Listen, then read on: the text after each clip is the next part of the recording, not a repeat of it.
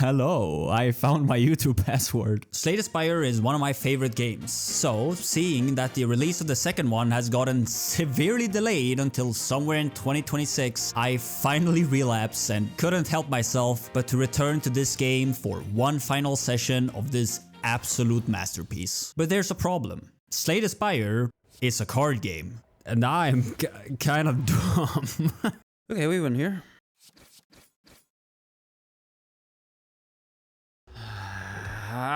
Luckily, the goal of this game is simple enough even for me to grasp. We just need to make our way up the Spire from down here all the way up here. I mean, just how hard could that really be? In order to do so, we gotta climb the floors of the Spire and slay the little dudes on each floor. These may start off weak, but end up threatening literal existence itself. Luckily, in order to be able to keep up with this extreme increase in enemy difficulty, the game rewards us with all kinds of upgrades to our deck along the way, which let us do things like this.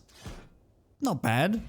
Alternatively, you could also get infinite armor every single turn.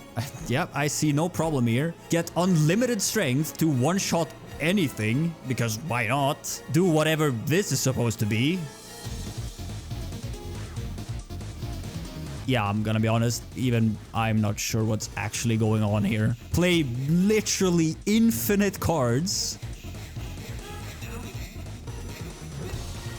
Or why not just do all of them at the same time? Anyway, as I said, Slay the Spire is a card game, and what's the one thing that every single card game needs? That's right, cards. This video is so stupid. So of course, instead of simply getting good or, you know, reading the cards properly, I figured that if I had such a hard time navigating this game with the cards, then why not just remove them? Let's find out if you can beat Slay the Spire without playing a single card.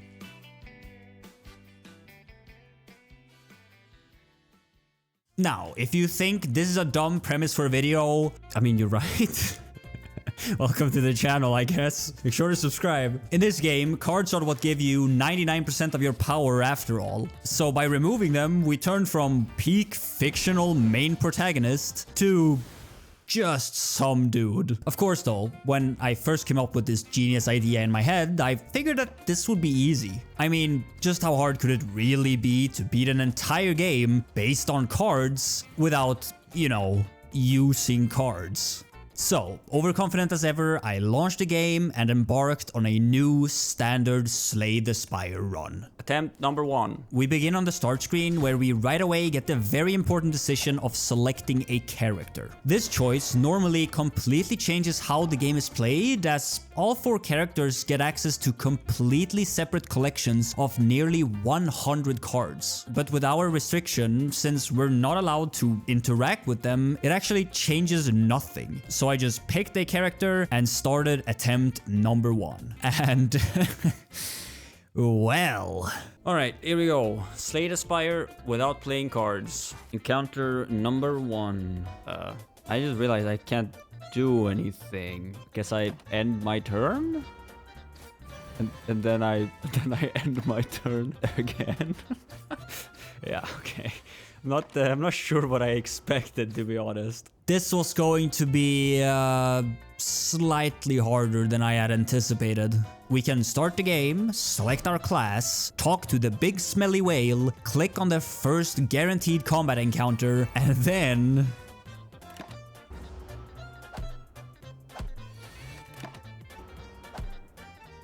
turns out, to the surprise of no one, that when you cannot play a single card in the card game, you don't really have a lot of things you can do. In fact, we have so little choice that there's really only one thing we can do. And that thing is mashing this big end turn button repeatedly until we are straight up just beaten to death.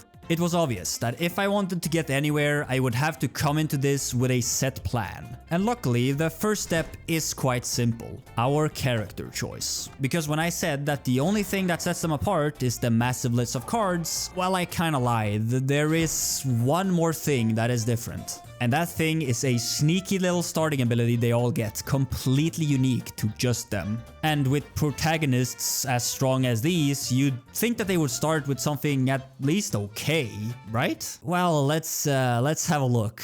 We have the Ironclad, the tank, big boy, great sword wielding badass, normally easily reaching hundreds of block, shrugging off anything in the game without a care in the world. And can you guess what amazing passive feature he gets? That's right, a tiny heal.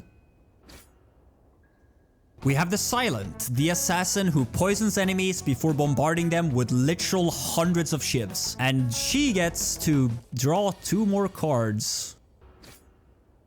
And we have the newest character, the Watcher, who with her stances can multiply all her damage several times, completely obliterating all opposition instantly. And she gets a special card. Quite obviously, none of these help our current situation whatsoever. They don't let us damage any enemies, meaning that we are still left to simply end our turns again and again until we've lost. Thankfully though, there is still one character left, who is significantly different from the others. The Defect. This robot-looking man is special as he gets to start each game with 3 so-called orb slots. In these, he can channel 4 different orbs, which very importantly, at the end of our turn, without us having to lift a finger, passively do different things. And one of these passive effects, which coincidentally also just so happens to get channeled automatically by his starting relic, does the one thing we currently cannot: passively deal damage to enemies. Yep, that's right, by picking the Defect we have achieved violence. A massive 3 damage at the end of our turn. We no longer just have to sit here and watch as we get brutalized. We can now slightly tap them back and still just lose all the same, but it is a start. So we are now significantly closer than before, which is cool. Now what? Well, thankfully there is still one more guaranteed encounter you get even before running into this first raid boss. And that encounter is the Whale. Before any run starts, you get the pleasure of speaking to him to pick a free reward. There's a bunch of different options he can present you with here, like giving you free money, or getting slightly more max HP. Most of these won't help us get past any fight, but there is actually one specific choice which will.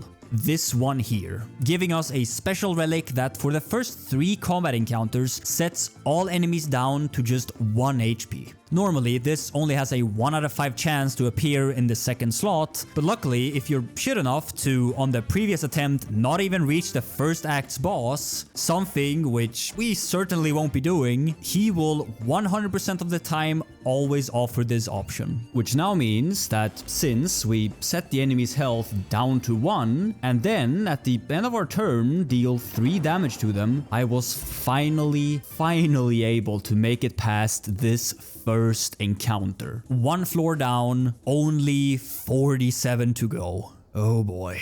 From here though, things get significantly more interesting. Slay the Spire is, after all, almost completely randomized. Each and every floor can randomly contain basically anything, ranging from rewards that single-handedly carry a full run, to straight up just death. The map, apart from specifically floors 1, a guaranteed monster encounter, 9, a guaranteed chest with a relic, and 15, a guaranteed rest site, can theoretically contain almost anything. Which actually turns out to be an overall good thing for us, because we will need to be exceedingly lucky in order to get anywhere here. So, with this fresh victory still on my mind and confident that with the 2 remaining freebies I'd be fine, it was time to attempt to tackle the rest of Act 1 of Slay the Spire completely cardless. Get out of here. Bam! Elite down! Negate the next 2 curses you obtain. Wow, incredible. And here's another guy. Oh, this one is not happening. I mean, 10 floors climbed, I guess, not bad. Gold gain. Okay, question marks are good. We want question marks. Zapped. Golden Idol. Oh, nice 12 metallicized. Oh no. Shit, man. Clearly, this was not working, because in over a dozen attempts, I had, well, basically achieved nothing. And the furthest I had even gotten was to right here, 1 encounter before the boss of the first act. Well, The problem was simply the fact that, sure, I could win any 3 fights for free, but as soon as they ran out, I just stood no chance. We may have a single 3 damage at a random enemy every turn, but it is nowhere near enough to handle even the most basic of enemies. So, instead of just bashing my head against a literal unbreakable wall, it was time to think a bit more outside the box by having a look at what is even left in this game when we remove the cards. Bear in mind, it is a card game, so there is not a lot, but even so, 2 things still remain. These being potions and relics. The first of these, potions, are single-use consumables. So, while their effect can be very powerful, they only have one use and would therefore not be the answer. No, what we need are relics. There are almost 180 of them in total, all having different passive effects which in one way or another aids you during a run. These can range from raising your max HP by 10, making your strike cards deal 3 more damage, or single-handedly letting you go endless doing an infinite amount of damage with almost no setup whatsoever. If I wanted any chance of getting anywhere, these are what would have to carry me there. Because it is, after all, 2 of them that has so far already gotten me this far. So let's try to solve our issues using as few relics as possible. The biggest right now being the fact that we have nothing defensive, like at all. Yeah, currently we're just dying while trying to do anything. The best way of solving this I could find was Orichalcum providing us with 6 block each turn if we end our turn without any, and Thread and Needle giving us 4 plated armor at the start of any combat, which passively gives us 4 armor at the end of our turn. These 2 together are the strongest defensive relics we can get, always providing us with 10 block every single turn. So surely this would be enough to sustain taking any amount of hits from the easiest of enemies. Yeah, no, not even close. And this is basically all due to our damage. Our tiny 3 damage to a random enemy works fine when they all literally have 1 HP, but anything more than that and we have to spend tens of turns to kill even the easiest of enemies. Unfortunately for us though, offensive relics don't really exist at all. And there's only really 4 that do anything and just 1 which does enough. The Stone Calendar. This relic is interesting as it literally does nothing for the first 6 turns, but at the end of the 7th one, it nukes all enemies for an absolutely massive 52 damage. So we now have a list of 3 relics that together at least would give us a chance at getting to the first act's boss. But the main problem now was, well, getting them. Just getting any 3 relics before the first boss is not really hard. Opening the guaranteed chest on floor 9 always gives us one, and so does killing an elite, which you usually can do by just pathing correctly within the first 3 combat encounters. Then we just need to get any of these random events to give us the last one. So getting enough relics is not the problem, it's just getting these exact relics. Because getting 3 specific ones from a pool of close to 200 is, let's just say, not the greatest of odds. If I tried just brute forcing it like I had been doing, I would probably be stuck here for months, if not years, just trying to find even one suitable seed. So instead it was time to get some assistance in the form of a seed searching mod called Filtered Spire. Simply put, this mod looks through millions of seeds in the time it takes you to look through just one, searching for very specific requirements that we enter, which very conveniently can be these 3 specific relics in this specific order. So it was finally time to attempt some real runs and try to find a suitable seed which could at least stand a chance of beating the first act's boss. Oh, here we go. 70 million seeds. Guess we're going here. Okay, Stone Calendar. There's my Thread and Needle. I mean, this is a lot of question marks. And a shop. Mercury Hourglass. Did I miss Orichalcum? Because Orichalcum is in this elite, isn't it? It has to be so specific. Oh my god, I found it! It only took 900 million reloads. Nice. Thread and Needle, okay. It's Orichalcum. Can I beat an elite? Probably not.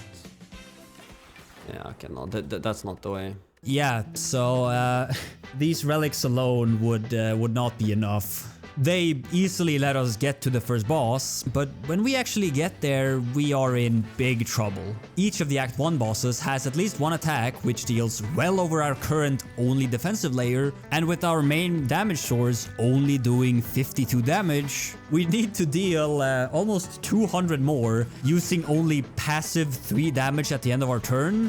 And that's just not happening. It sure also didn't help that the bosses in this game are not treated equally. In each act, there are 3 different bosses that can spawn, and currently in Act 1, there is already one which is just basically unbeatable. Along with being by far the tankiest, it also constantly shuffles more and more burns into our deck, while at the same time buffing itself. Which now meant that not only did I need to get the specific relics, but if it happened to be the Hexa Ghost, I had basically already lost. So, since the relics were clearly not enough, it was time to make use of the second thing we have available to us: potions. These are consumable one-time effects which in some way aids us in exactly one fight. And while most of these have effects that are quite useful, for our specific purposes only 3 different ones would actually suffice. These being liquid bronze potions, giving us 3 thorns for 3 reflected damage anytime an enemy hits us, essence of steel for 4 plated armor, exactly identical to what thread and needle already gives us,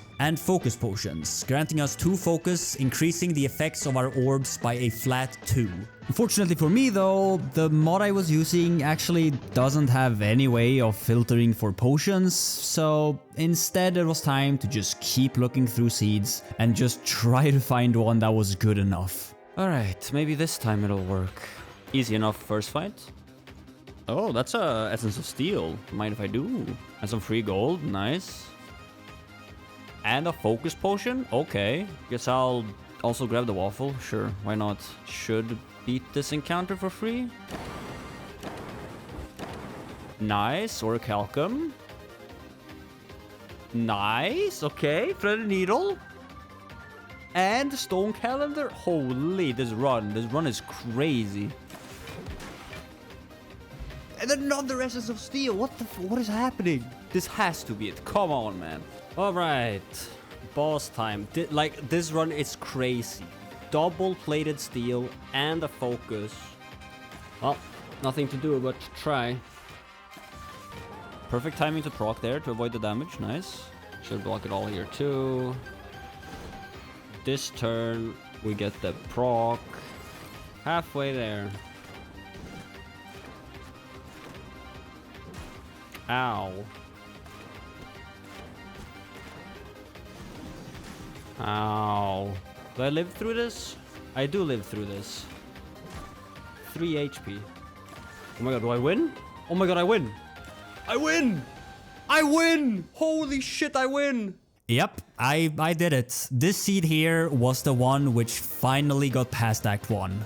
And it had everything. Lucky relic finds, lucky potion finds, and the easiest of the 3 bosses. Yet still, even with this, it just barely managed to scrape by the first act before quickly dying at the start of the second one. Which means that all the hours I had spent so far was for nothing. Am I really going to start all over and attempt to figure out another better strategy from complete scratch? Of course I am. Our current issue is that we simply just lack enough block. With the enemies in Act 2 getting a severe increase in difficulty, our 10 at the end of our turn is just not enough anymore. But like I said before, there are almost no relics that actually provide block at the end of each turn without us having to, well, play cards. Almost none. Because there is actually exactly one that would give us a shot at this. The Frozen Core. This is a boss relic, obtainable from beating the first act boss, which upgrades our basic relic, changing it from providing us with a single lightning orb to instead giving us 1 frost orb at the end of our turn until all our orb slots are full. And frost orbs are importantly different, as instead of dealing damage, they provide us with a whole 2 armor. which means that by itself, this is actually not very impressive. But thankfully, there are ways of scaling this. By simply combining it with something like Runic Capacitor, a sharp relic which increases our orb slots by 3, and Data Disc, providing us with 1 focus, we shoot up from a meager 6 block per turn to a much more respectable 18. Which actually by itself, as long as we have both Mercury Hourglass and Bronze Scales, is more than enough to easily make it over to the second boss. Or that is what I thought at first, but of course the game had other plans. Block is not removed at the start of its turn. Huh. Is this guy unbeatable? Because he seems pretty unbeatable to me. Yeah, so as it turns out, Act 2 has 2 types of enemies that just gain so much block every turn that they are actually completely unbeatable for us. With our damage at its highest being 6 per turn, even with the 52 damage nuke, it is just not enough. Which means that we either need to just not run into them, or we need to find a smoke bomb and just skip them. Very fun. Anyway, it is time for the Act 2 boss fight, which unfortunately all have exactly the same problem we had with this guy. So let's have a look at them. The first one, the champ, is sadly completely off the table as he gets 14 block at the end of every single turn, and is therefore completely impossible. Which means that we can only go for either the Collector or the Bronze Automaton. And the robot one actually seemed pretty doable at first, until I actually tried it. The Automaton has this absolutely insane nuke, which deals a casual 45 damage baseline. He also gets 2 other helpers, which not only slow down the fight significantly by providing block, but also hit for another 8 damage each. But even worse than this is his boost move. Used on his every second to third move, it increases his strength by a flat 3. And he's guaranteed to spam this, meaning that after just a few rounds, well, the damage is just way too high. Which means that there's only one possible boss left, the Collector. This guy does also scale his damage indefinitely, but luckily he does it way slower. Still, with his summons guaranteed to deal 14 damage every single turn, the 18 armor we were getting was just not going to be enough. But thankfully, we can go even further beyond, specifically by picking up some focus potions. These, just like Data Disc, increase our focus, in turn increasing our block, but instead of just doing it by 1, they each do it by 2. Shooting up our total block each turn by a massive 12 per potion used. Which means that technically, if we could just use 3 of these, we would get 54 block every single turn. Now that's pretty damn good. This is enough to oversustain the damage we would take for quite a long time, but unfortunately, it's still not quite enough. That is just how much their damage steadily ramps up. So the final piece of the puzzle was needed, the calipers. These let us, instead of losing all our block at the start of our turn, only lose 15. Which means that as long as we're oversustaining by more than 15 block every turn, we will just keep stacking more and more and more. So surely now, with 54 block at the end of every turn, which also carries over, this would be enough to beat him. Well, yes, it actually is. 54 block every single turn means that any turn that he decides to sit back and either buff or resummon his dudes, we get another 39 extra block for the future. So before his damage can actually ramp up enough to deal more damage than what we get, we are already comfortably sitting with a 300 block buffer, actually letting us outsustain his gigantic health pool even with our very bad 6 damage per turn. Let's go! Oh, that was free. Nice. Act 2 down. And so all that remains is Act 3. Thankfully, in comparison to Act 2, the enemies here don't really gain that much armor every turn. The only real impossible fight before the boss is this one, as he hits for a stupid amount each turn. What you're meant to do is just deal enough damage for him to lose all his strength, but we cannot actually do that, so yeah, running into him spells an instant loss. But I mean, so does running into this fucking guy, so what else is really new? Which means that all that remained now was the final Act 3 boss. And here problems yet again arose. One of the bosses, the awakened one, normally what I consider at least to be by far the easiest Act 3 boss, apparently gets a casual 10 HP regen every turn. This is normally such a small amount by this point that I had never even noticed it, but for us, as established, since we almost do no damage, this actually makes the fight completely unbeatable. The second one, the donut pair, seemed more beatable, but really it just wasn't. It was just the same song and dance as with the automaton, but on a whole different level. Even if we were to use 3 focus potions like before, with our 54 block every turn, it is not even close to enough. Which again, only leaves us with one boss. And to be honest, in normal runs, he is bar none the hardest one. The Time Eater. Because this guy is almost a gimmick fight. Anytime you play 12 cards against him, he automatically steals your turn and permanently buffs himself. Which means that in most normal good runs where you can play like 20 cards in a turn, well, he sorta just shuts down that strategy completely.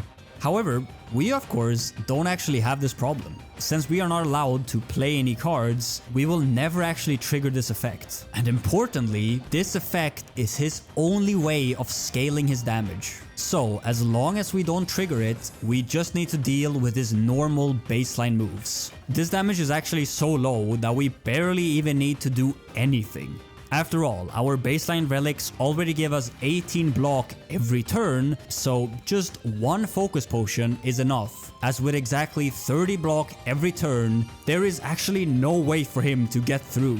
Clearly not the intended way this fight is meant to go, but hey, considering how hard it was to get here, I am not complaining. And yeah, that is basically it. Slay the Spire without playing a single card has been completed. Or that is what I'd like to say. But this, after all, just showed you how to do it. Now, I just needed to actually do it. Which meant that it was finally time to once again go hunting for an actually beatable seed. And this proved to be significantly harder than I had anticipated. See, when you look at what is required, it really doesn't seem that bad. After all, we just need a few relics and potions. I mean, how hard could that really be to get? Well, pretty damn hard. It took anywhere from 150 million to sometimes all the way up to a billion seeds to just find one. And when I finally did find one, well, getting through it was practically impossible. First, in Act 1, we either have to find a specific set of relics, then when in Act 2, I had to not only not run into a single one of these enemies, which again happened a fair few times, but then also specifically get the collector boss, followed by finding at least 2 focus potions and 1 thorn potions on the way. Then, in the extremely unlikely scenario that we actually happened to do this, in Act 3, I had to do it again. I had to not run into any of these enemies and then specifically get Time Eater and specifically find 1 more focus potion. And well, as you might expect, this never happened. I tried and failed and tried and failed and tried and failed, and it just wasn't happening. I even tried some other strategies, like getting the shovel and the tiny chest for instant access to way more relics, which didn't really help. I tried using the white bee statue to force more potions, but that also was just not enough. So, can you beat Slay the Spire without playing a single card? Absolutely. Did I manage to? No, I did not.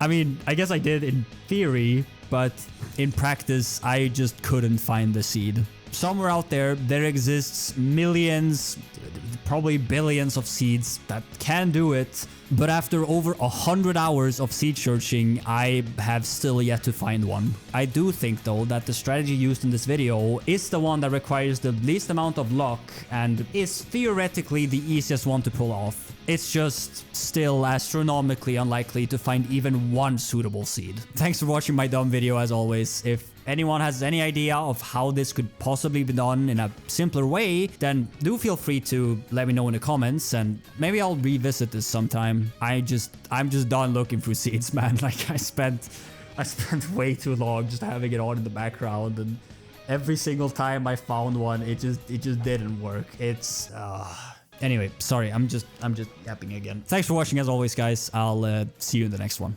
Bye-bye.